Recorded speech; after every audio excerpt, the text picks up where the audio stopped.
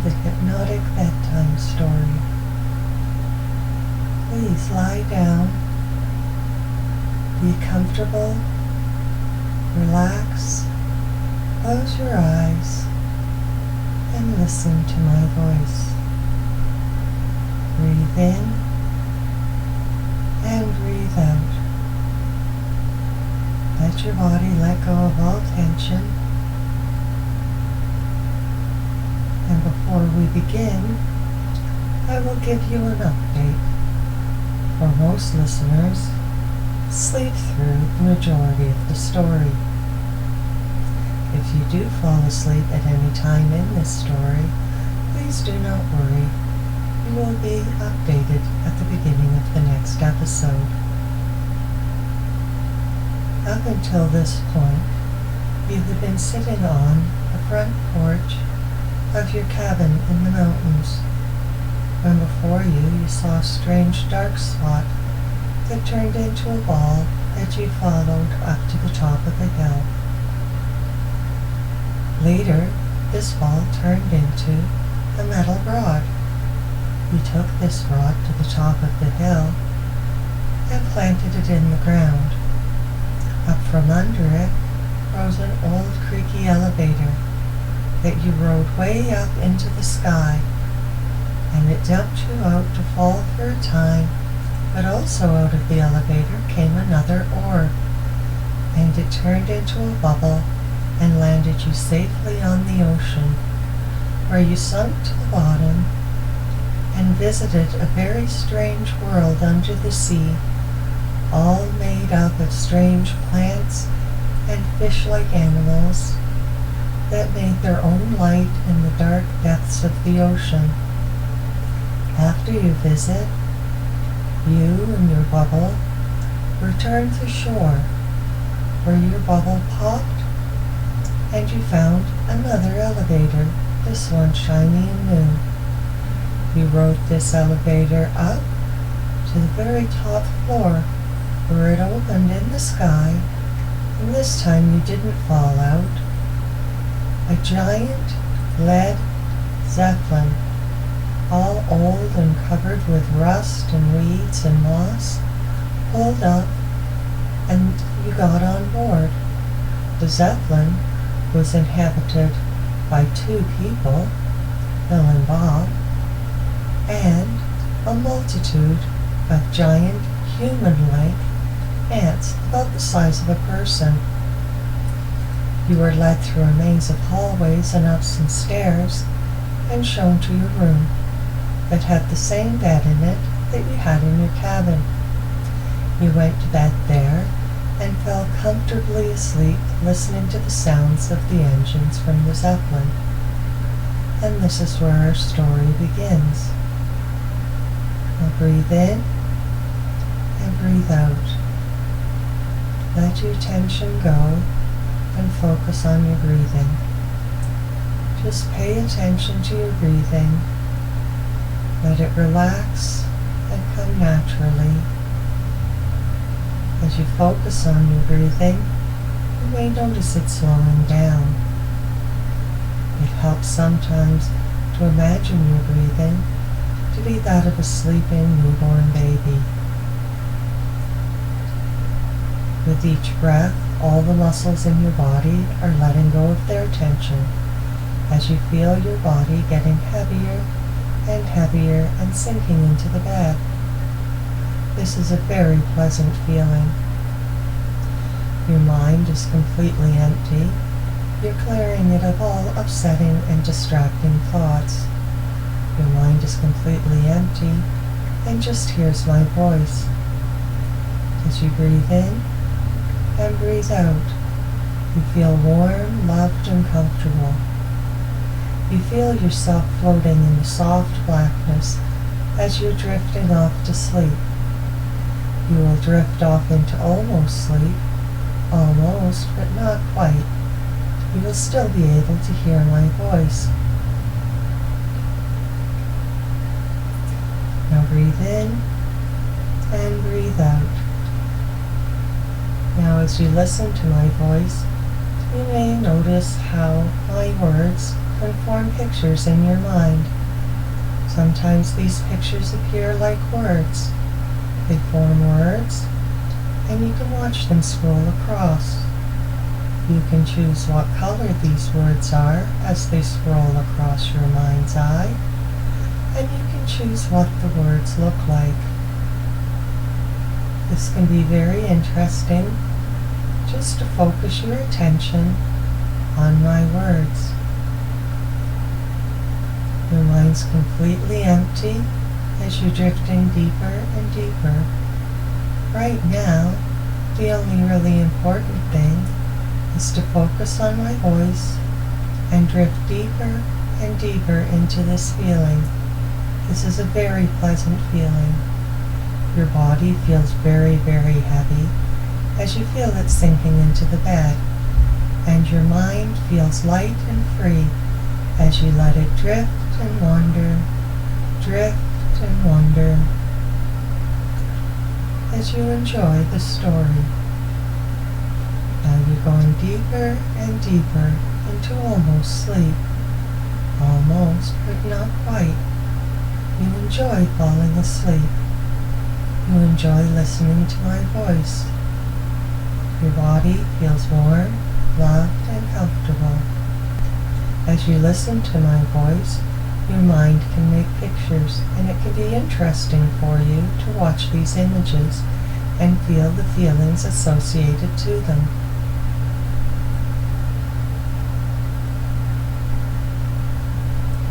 You can choose what the details are like and the colors. Now it is time for the story to begin. You are lying in your bed and you feel how soft it is. You take a moment just to enjoy how soft the bed feels. Your fluffy white comforter is on top of you, and that too feels very, very soft. You are deeply relaxed as you listen to the hum of the engines, and the room vibrates very, very slightly, but this is a very pleasant feeling. You feel very relaxed as you feel the gentle sway of the ship beneath you. Goes up a little bit, and then down a little bit, and then up a little bit, and down. You're very relaxed and comfortable as you're falling asleep in this world. You're waking up in the world of the story. You wake up, you sit up, and you look around you. There's just one light in the room in the ceiling that's giving off a very, very soft light. The walls are very softly colored, and the floor has a soft carpet on it. You're still in your pajamas, so you sit up in the bed and change from your pajamas into your clothes and decide to go for a tour of the ship. You walk out of the room, you open the door, and walk into the hallway that has the carpeting in it. You know what the pattern is, and you know what the color is. You know what the walls look like. As you walk along the hallway, from time to time you see doors with the strange alien numbers on them. At the end of the hallway, you see walking towards you one of the giant ant people that's about the same height as a human. It doesn't seem to be taking much notice of you, so you don't take much notice of it, and you just keep walking, letting the ant pass you on your left. As you walk along, the hallway bends to the right, and you follow this bend to the right also.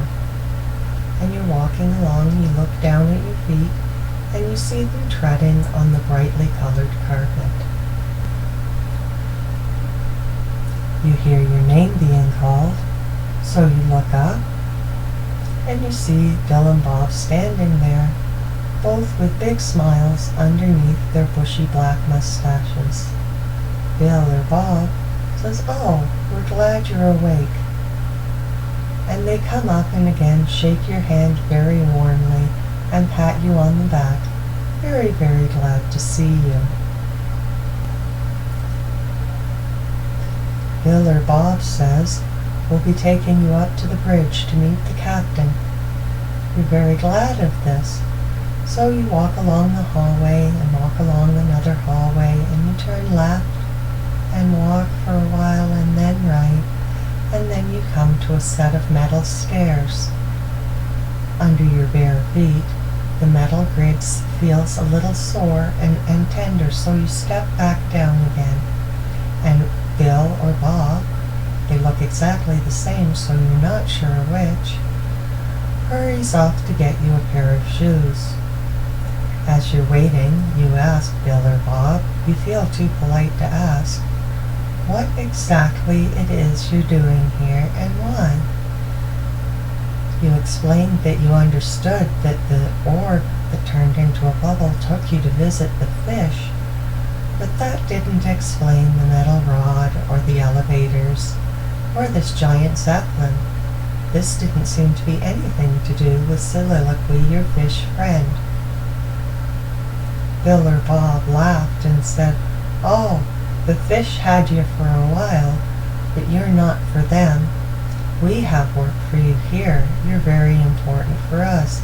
And if I were you, I wouldn't bother about the fish people anymore.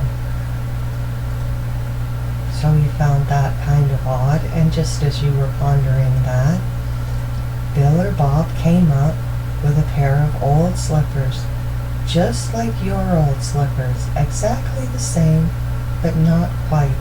There seemed to be something a little different about them, but you couldn't quite put your finger on what it was. You put on your slippers, and then you were able to go up the creaky metal staircase, following Bill and Bob. You went up, and counted the steps. As you went up, you held on to the metal handrailing very carefully so you wouldn't fall. As you went up, to your left, there's a large window where you could see the clouds outside, and to your right, just a gray stone wall. And up you went, counting the steps, 1, 2, 3, 4, 5, 6, 7, 8, 9, 10, 11, 12, 13, 14, 15, 16, 17. You look up ahead and look at Bill and Bob. There's still lots of steps to go. 18, 19, 20, 21, 22, 23, 24, 25, 26, 27, 28, 29, 30. There's a little landing where you walk across 5 steps, 1, 2, 3, 4, 5, and now it's time for the second half. 1, 2, 3, 4, 5, 6, 7, 8, 9, 10, 11, 12, 13, 14, 15, 16, 17, 18, 19, 20, 21, 22, 23, 24, 25, 26, 27, 28, 29, 30.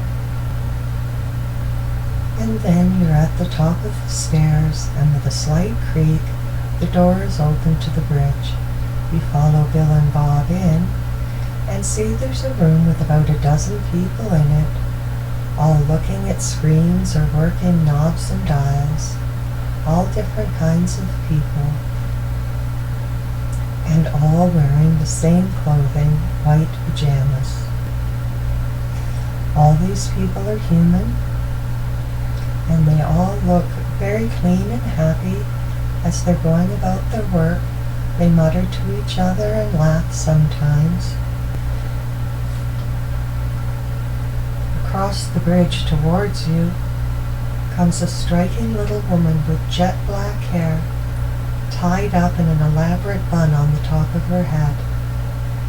She has very, very pale skin and a little bow of a very red mouth. She has large, pale green eyes, and she looks up at you and smiles with tiny little straight, even white teeth. She holds out her petite little hand that feels quite cooler than yours, gives it a quick, firm little shake, and says, "Hello, my name is Anita. I am the captain of this ship. I'm so glad you're here. We've been waiting for you."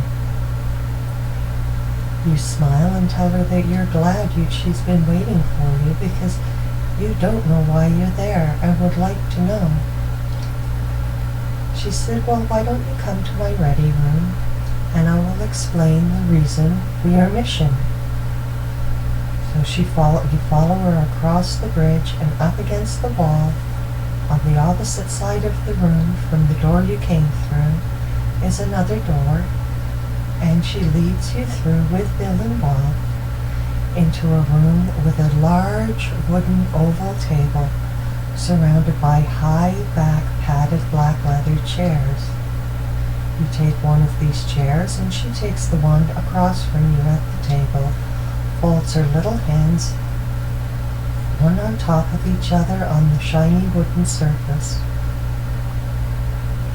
She clears her throat and says, "To begin, so I can explain to you why you're here, I must first apologize for the side trip that was caused by the fishes. They want you on their side, but it's very, very important that you stay with us." You seem puzzled and you say, "Why me? Why am I so important?" She says, "It's not you that's important. It's what you're carrying inside of you. There's something very, very special inside of you that is needed by us." You check your insides, which feel completely normal, and say, "Well, what is it that's inside of me that's so needed?" Just as you say that, all of a sudden, the ship rolls on its side, and you're rolled off to the side, up against a wall. You look at Anita and say, "What's going on?" She said, "No time to explain. We're going to have to bail out." And now you're sitting on the wall, and it is now the floor. You look at Anita and say, "What is going on?" And she opens up one of the cupboards that's in the wall that's now the floor. Bill and Bob do the same, and they pull out things that look like backpacks, but you know are parachutes. And she says, "Here, put this on. It is time to abandon ship." So you put the parachute on, and you crawl along the wall that is the floor, and then the ship rights itself, rolling you back onto the floor. You open the door and walk across the bridge, which is now already almost empty, almost but not quite, as the last of the bridge crew are going down the stairs. And you watch the person ahead of you, who is a young man with short red hair, go down the stairs. And you watch his red head bob up and down as you go down the stairs. And again, you count the stairs. 30, 29, 28, 27, 26, 25, 24, 23, 22, 21, 20, 19, 18, 17, 16, 15, 14, 13, 12, 11, 10, 9, 8, 7, 6, 5, 4, 3, 2, 1. And now 5 steps across the little walkway. 1, 2, 3, 4, 5, and you're following the man with the red hair down the rest of the stairs. Again, 30, 29, 28, 27, 26, 25, 24. You hear a siren off in the distance and wonder what that's for. 23, 22, 21, 20, 19, 18, 17, 16, 15, 14, 12, 11, 10, 9, 8, 7, 6, 5, 4, 3, 2, 1. And again in the hallway. This hallway's very crowded with people, but you don't feel tense at all. You breathe in and breathe out. With your parachute on, you know you're very safe. You follow the hallway with the other people, and then you turn to the right.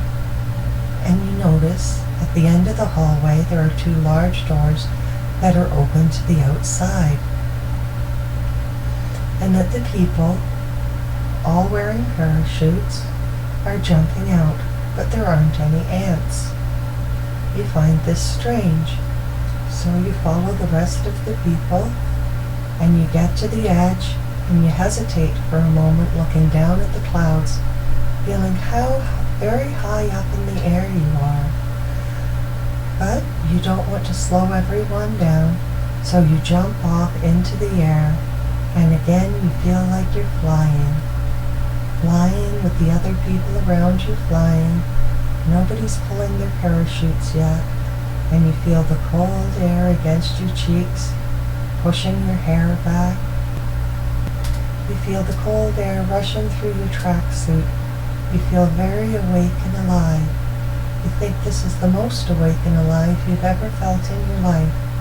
As the clouds clear, you can see the strange geography below you. You see land and oceans, but you do not know exactly where on the planet you really are, as you see all the people in front of you falling, and you know there's many more behind you. Perhaps hundreds. Perhaps only 100. As you fall and fall, you enjoy this feeling. Then, below you, you see pop, a little parachute open. Then, like popcorn, pop, pop, pop, pop, you're seeing parachutes open. And you search your backpack for a string, and you notice on the front strap of your backpack there is a string with a red plastic loop. You pull the string very hard, and you feel a slight jolt as if you were being pulled up as your parachute opens. And there you are, floating and drifting with the breeze, falling very, very gently with all the other people. The ocean's receding, and you're falling more towards land, as you see you're coming down towards a very, very large island with lots and lots of other people, but no ants. As you look at the people around you, they seem to be smiling. Nobody seems to be very upset about anything, so you choose not to be upset and just enjoy your trip down towards the island. You can make out a beach now. To your left, there's dense forest and mountains. To your right, there is ocean. And right in front of you is a very, very wide expanse of white sand beach. Now you can see other people are landing on the beach, gathering up their parachutes and running towards the forest. You come down and land gently in the warm sand, and your parachute floats down around you, and you are engulfed in white silk for a moment as you gather up your parachute, and you run to the edge of the forest to be with the other people who are sitting and waiting or standing against trees, all laughing and waving and smiling and having a really good time. You sit down on the ground beside a young girl with long blonde hair down past her knees. She has it wrapped around the front of her shoulder as it flows down into her lap and makes a pool. She has very large blue eyes, and a very wide pink mouth with full lips and a small round button nose. You think this is one of the prettiest girls you've ever seen in your life. And you say hello, and you tell her your name. And she giggles, and she tells you that her name is Betty. And you say, it's nice to meet you, Betty. Where are you from? She says, well, from Earth, of course. We're all from Earth. You ask her about the ants. You say, why the ants?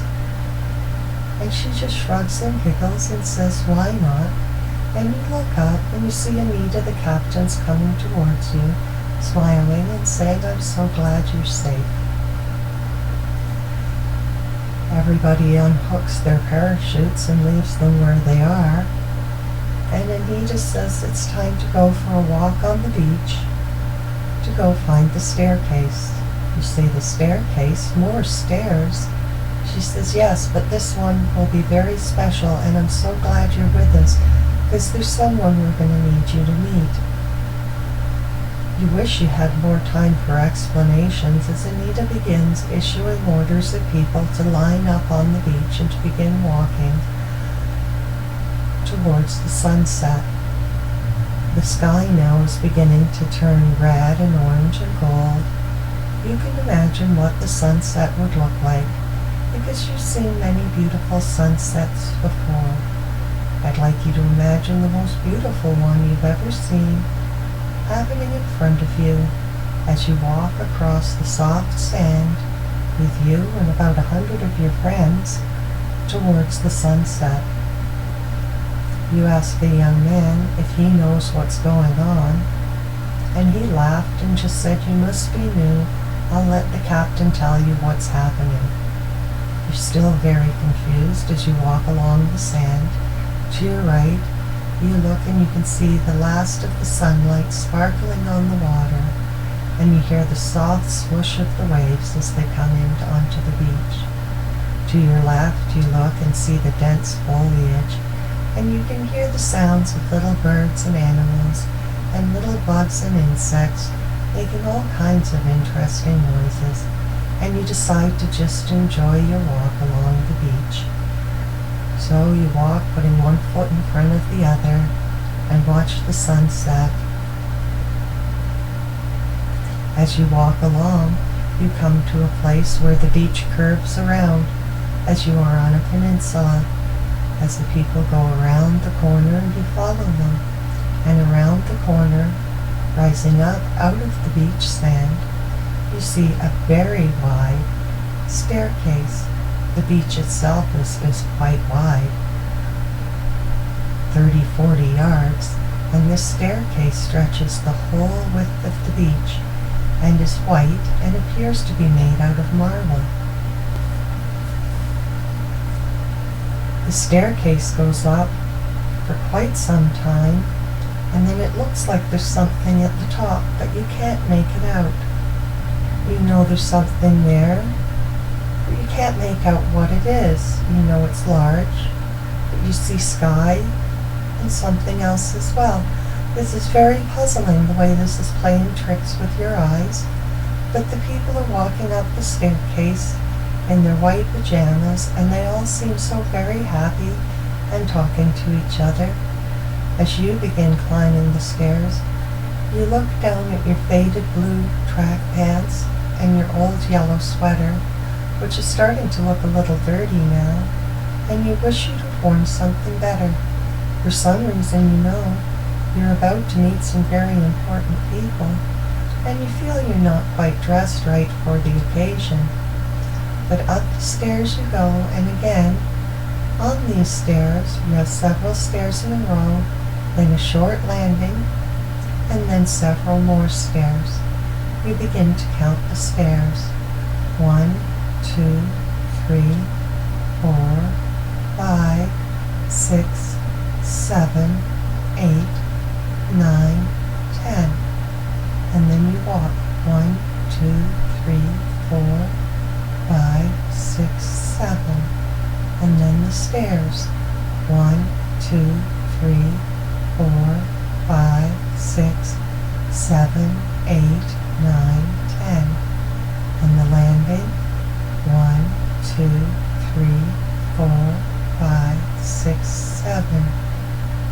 stairs.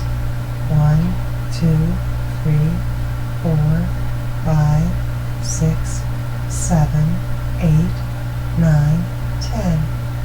And a landing again.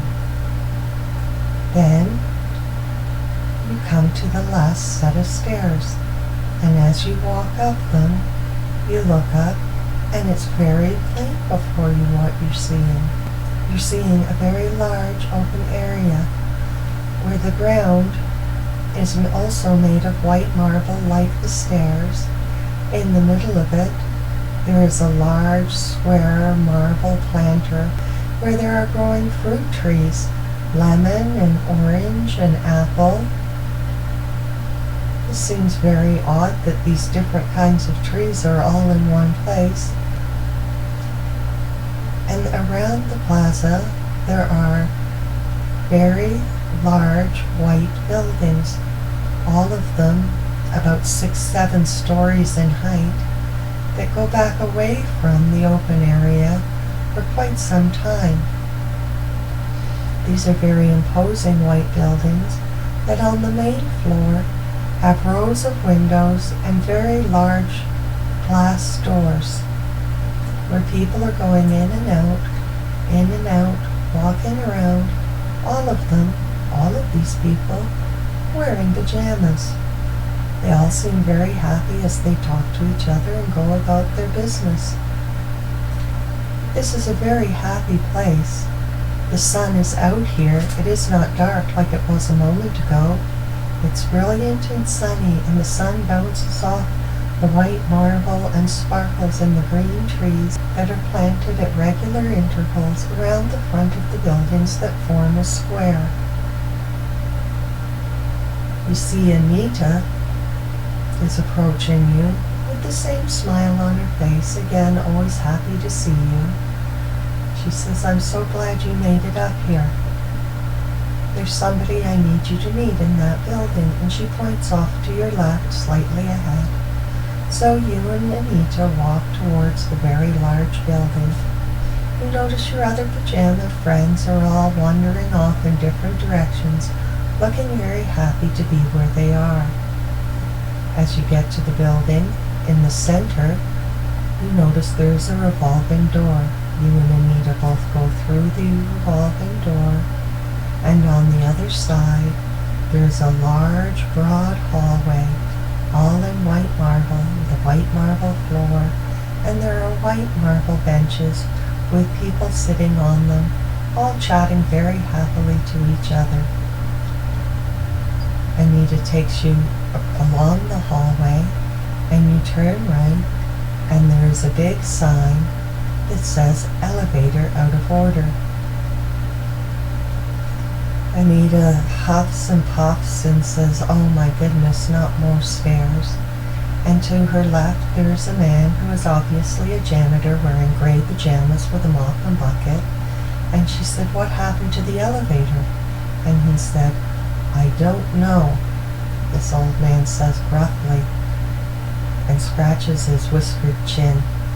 He said, "Somebody keeps stealing it. Somebody stole the old one, so we put a new one in, and then somebody stole that."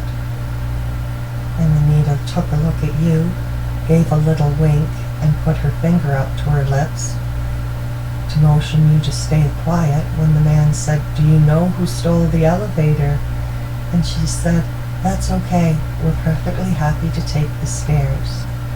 So she leads you across the broad hallway to the other side, where there is a door that's open, where there is again more stairs.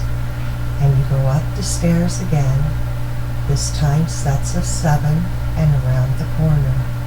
1, 2, 3, 4, 5, 6, 7, and around the corner. You begin to breathe deeply and evenly. You do not feel tired as you're going up these stairs. Your hand holds on securely to a metal handrail that is round and smooth, and the stairs themselves are gray painted cement, and you watch your familiar slippers that aren't quite so familiar anymore, stepping up the stairs and then around the corner and the stairs and around the corner. After a time, Anita stops you at a door, and we open the door, and again there is the same brightly colored hallway as there was on the Zeppelin, the same brightly colored carpet that only you know the color and the pattern of, and the same colored walls. The doors are more widely spaced, and instead of numbers there appears to be letters. You don't know how you know this because these symbols are still foreign to you. As you walk along, again now following Anita, and you turn to the left and walk for some time, and as you walk along the hallway to your right, you see an elevator up ahead with yellow tape crisscrossing across the front and wearing a large sign saying elevator out of order. You smile to yourself a little bit and keep walking. As you walk along, at the very end of the hallway, there are two very, very large, heavy wood doors. Anita opens the heavy wood door and motions for you to enter. You walk in and you find yourself in the Oval Office of the White House, and sitting behind the desk is President Obama. He stands up and smiles and says, "Oh, I'm glad you're here." He looks towards Anita, who is busy closing the door behind her, and says, "Does this person have it with them?" She smiles and says, "Yes. Yes, everything we need is right here." You are a little flabbergasted and taken aback as you reach out your hand and shake Barack Obama's hand, and he motions for you to have a seat. At least you feel relieved that maybe things will be explained to you about what is happening. You sit down in a very comfortable chair, and the president sits down and places his two hands together as if in praying. His brow wrinkles, and he holds his hands up to his lips for a moment, and then he looks at you and says, "I can understand how this can be very puzzling for you." You agree that yes, this is very puzzling for you, and you would like to know what's going on. He said, "Well, first, let me show you something." So he got up from behind his desk, and he goes over to the right and opens a smaller door and motions for you to go through it. So you go through the door, and you're walking along a very long, very, very white hallway. There is no doors and no windows. The floor is white, the walls are white, the ceiling is white. There seems to be no texture. The whiteness of it all, as you walk with the president and Anita, kind of makes you feel like you're floating in the middle of nothingness. After a time walking along, you come to another door that the president opens, and you walk in, and you're in the middle of a very, very white room. There is nothing in the room but one chair, which the president asks you to sit in. You sit in the chair, he smiles and gives you a little bow and says you're perfectly safe, there is no danger. Can you please wait here for a time, and all your questions will be answered. And then he shuts the door and leaves you sitting in a very, very, very white room. You sit and breathe in and breathe out and practice being very, very patient. On the other side of the room there is another door, and the door opens, and through it walks a man, a tall man with very white skin and very white hair and very dark piercing eyes. This tall man has broad shoulders and is very handsome and wears a suit well. He comes over and stands before you. You stand up too and shake his hand. And he also says, I'm very glad you're here. We are going to need your help. And you said, what is it that I'm carrying inside me? It's not something that can be very easily explained, but it is something that can make a very big difference to a great many people. Please come with me so I can answer your questions. You leave the white room, and when you leave, you're again in a very white hallway. You follow Jim down the hallway until there is another door at the end of the hallway, which is opened to another staircase where you start going down, down, down the stairs and around the corner, down, down, down the stairs and around the corner, down, down, down the stairs and around the corner, down, down, down the stairs and around the corner. This happens for some time, and then the stairs end at a hallway. Now this hallway is very obviously very deep underground. You can hear Jim's shoes clicking on the hard flooring, and it echoes. And the walls are very hard and shiny. You know what color they are. I don't know what color they are, but you do.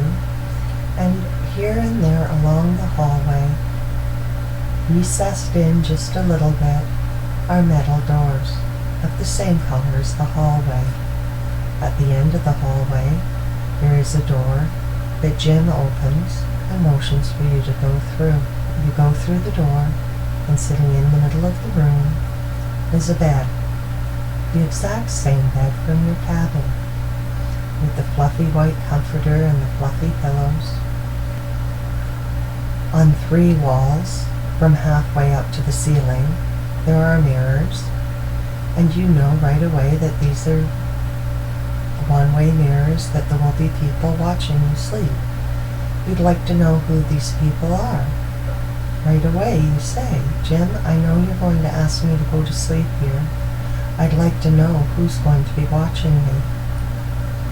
Jim smiled and said, these are very good people. You're very important to them, and they care very much about you. It's very important for all of them that you stay very relaxed and very comfortable. And as you go to sleep, there's going to be something inside you that's going to save their world. You ask him, are these people ants? Because I still don't know why the ants. He smiled and said, no, they're quite human. So he said, here, let me show them to you for a moment. On the wall beside the door was something that looked like a light switch.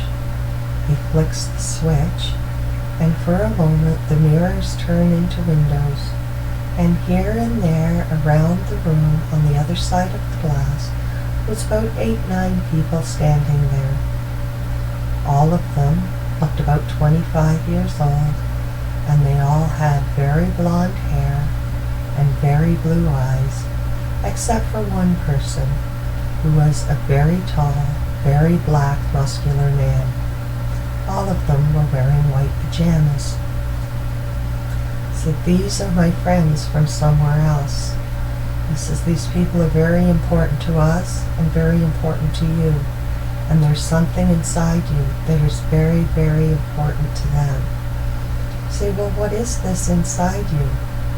Then, what is this about me that is inside me that's so important? And he says, it's something very hard to explain, but it's something that's been planted deep in your psyche long, long ago. And it's a secret. It's a key. It opens doors. And the time is now that it's needed. And you ask him, Jim, but why me? I'm just an ordinary average person. Why is this happening to me? And he smiled and said, why not? So he said, please, if you could lie on the bed, and at the end of the bed were your pajamas. He says, if you could get into your pajamas, so if you could please get into your pajamas and get into the bed. There's something that we need to find inside of you that will help us. After we have found it, then we can show you what it is. Sitting on the pillow is a set of what looks like ordinary headphones. And at the foot of the bed is your pajamas. Jim goes to the walls where the mirrors are and begins closing curtains over them for now. And says, we'll give you some privacy for a minute while you put on your comfortable flannel pajama bottoms and your baggy pajama shirt and get into your comfortable bed. And if it's not too much trouble, please put on the headphones and listen to what the headphones are saying. They're not just receivers, but they're also senders. It will also help us know what's happening with you. Jim leaves the room and closes the door and says he'll be back in a moment. You put on your comfortable pajamas and you get into the bed and you pull up the soft comforter on top of you. And Jim comes back in and smiles. As you put on the headphones, you cannot hear anything, but perhaps a little bit of background noise, a slight hum. But there's no sound coming through them. Jim opens the curtains, and again the windows are mirrors, but you know these people are kind and that they care about you very much, as they are going to watch you fall asleep. Jim stands by the edge of your bed and gives that same slight bow that the president did, and said, God bless you. Thank you so much for being here. And you said, but wait, I still don't know what's going on. He says, I really don't have time to explain right now. The important thing is that you relax and fall asleep. And all your questions can be answered later. He opens the door and leaves the room. And you lie in the room, listening to the faint hum of the headphones. You breathe in and breathe out. And coming through the headphones is a voice. And the voice says, relax. You are loved. Breathe in and breathe out. Focus on your breathing. You are warm, loved, and comfortable. You are about to go to sleep. You will have a long, sound sleep. Concentrate on the empty spaces between my words. Breathe deeply and evenly. With each breath, your body is becoming more and more relaxed as you feel it sinking into the bed. Breathe in and breathe out. Focus on your breathing.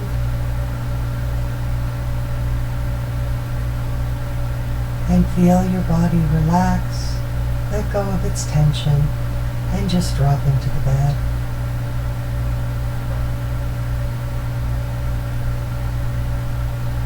You are calm, quiet, and comfortable. Your mind is completely empty and just hears my voice. Feel yourself drifting in the soft blackness. This is a very pleasant feeling.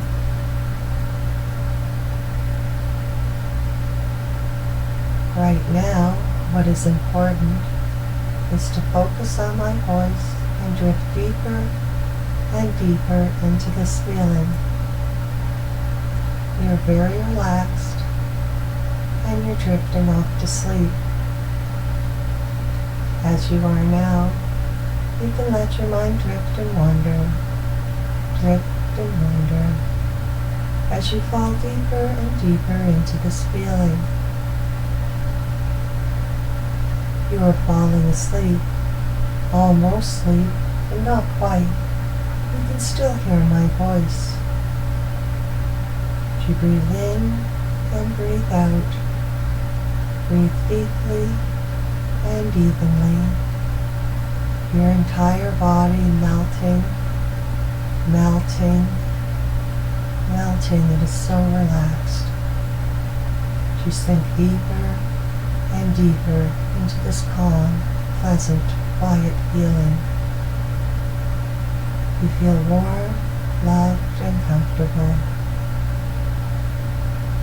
Right now, the only two things in the world are my voice and your comfort. I will now count backwards from 10, and when I reach 0, you will be asleep, where you will have a long, sound sleep and wake tomorrow feeling refreshed and energized. 10, 9, 8, 7,